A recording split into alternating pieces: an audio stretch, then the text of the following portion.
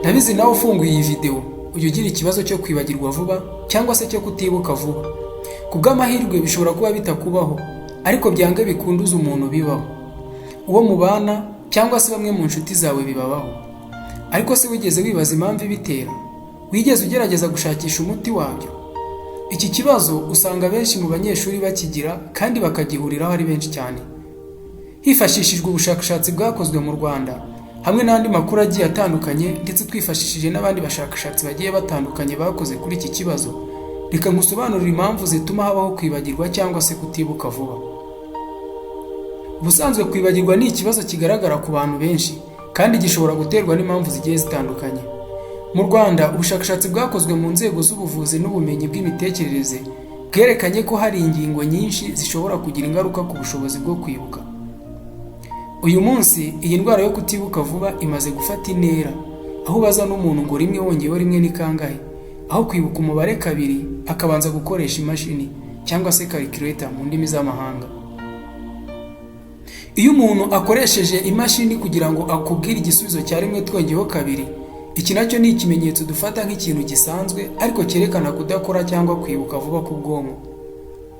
Ni ukubera icyo umunyeshuri yiga ariko yagera igihe cy'ibizamini yatekereza ntiyibuka akantu na gato.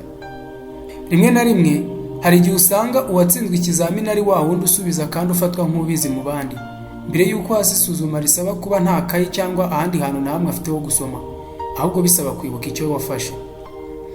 Ndabizi nawe urimo wumva iki cyegeranyo, ahari ujya ugira mwene iki kibazo, ukibagirwa ikintu wasezeranyije umuntu, ukibagirwa aho washyize ikintu, cyangwa se ukibagirwa n'ikintu wari wapanze gukora.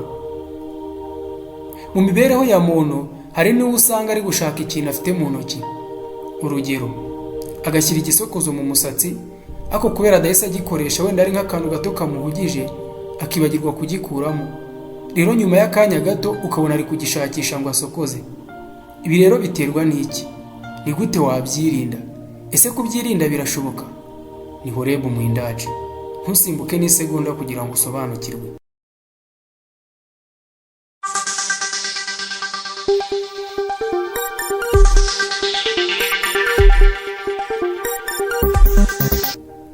Nkuko nari maze kubikubwira, dore impamvu zituma abantu bibagirwa vuba n'uburyo bwo kubyirinda. Impamvu ya mbere ituma abantu bibagirwa vuba ni iyihe? Ni imiterere y'ubwonko. Ubwonko bwawe buteye bute cyangwa se bukora bute? Ubushakashatsi bwakozwe na University of Rwanda mu mwaka w'2020 bwerekanye ko ubwonko bwa muntu, cyane abakuze, bushobora kugira ibibazo mu kwibuka bitewe n'imibereho. Abantu bakora imirimo ikomeye ndetse n'abandi bakora imirimo isaba gukoresha ubwonko cyane, nk'abiga mu mashuri makuru, nabo bari mu bagaragaje ibibazo byo kwibagirwa vuba. Uburyo bwo kubirinda ni ubuhe rero? Ni ugukora imyitozo ngororamubiri, sport, cyangwa se kugenda, kuko bifasha mu kongera imikorere y'ubwonko. Indi mpamvu ya kabiri ituma ubwonko bwibagirwa vuba ni stress. Abenshi usanga bazi ko stress cyangwa se guhangayika bitera umunaniro, kubura amahoro, kubura ibitotsi, ariko ntawe ujya amenya ko stress zifite aho zihuriye no kwibagirwa. Ubushakashatsi bwakozwe n'ikigo cy'igihugu cy'ubuzima RBC mu mwaka w'2021 bwagaragaje ko stress ikabije ifitanye isano n'ikibazo cyo kwibagirwa vuba. Stress ituruka ku mirimo, ibibazo by'imiryango n'andi makimbirane zituma ubwonko butakaza ubushobozi bwo kwibuka.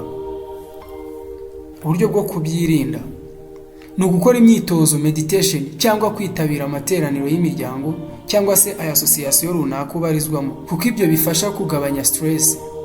Indi mpamvu ya gatatu itera ubwonko kwibagirwa vuba ni ibyo turya. Abenshi usanga bagerageza gushaka ibiryo byabafasha kubyibuha, gusa neza, hakaba n'abarya bifitiye intego yo kumva bahaze gusa. Ariko se ni ryari mu buzima wigeze urya ibiryo ugamije guha umubiri wawe umuti w'ikibazo cyo kwibagirwa vuba?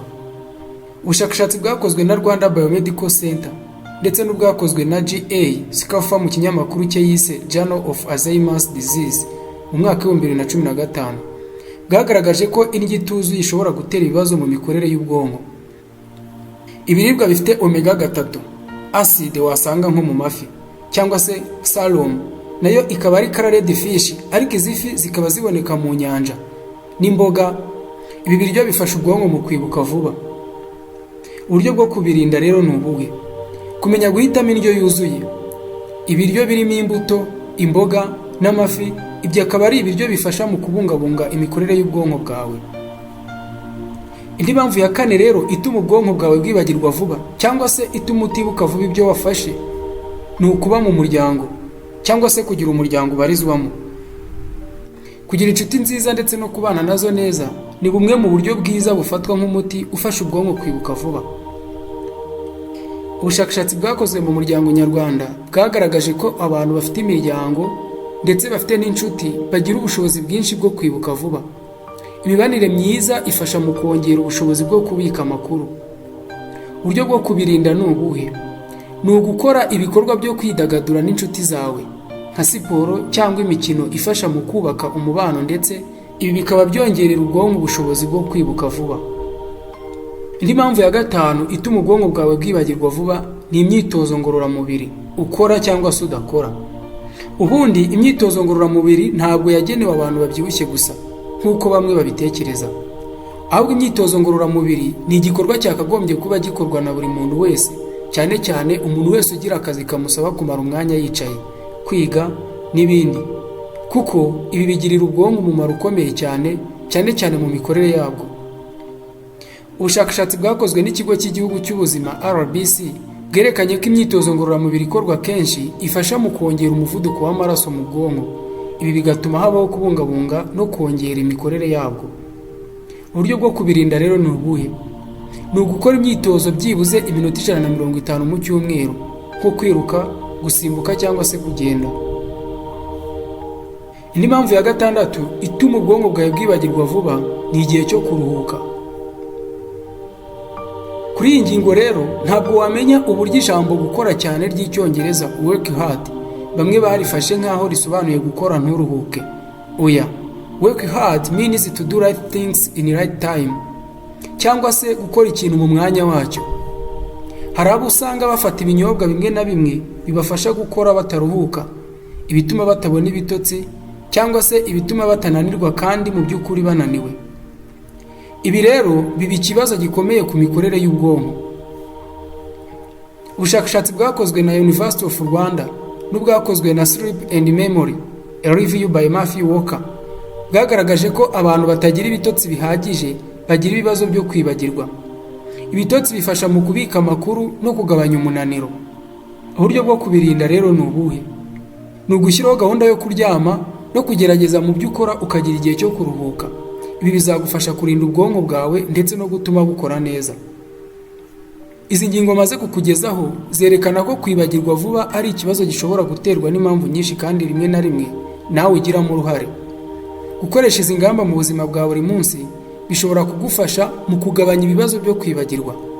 Kumenya neza ko imirire myiza, kuruhuka igihe biri ngombwa n'imyitozo bigira ingaruka ku bwonko bizagufasha guhashya iki kibazo cyo kwibagirwa vuba. Iki cyegeranyo kandi cyakozwe hifashishijwe ikinyamakuru Medical News Today. Ndabizi neza ko nawe ukunda ibyegeranyo nkugezaho. Kora subscribe, comment and share utanga ubutumwa. Siga igitekerezo cyawe hasi muri comment nk'ikintu wumva twazakubwiraho. Ndagushimiye.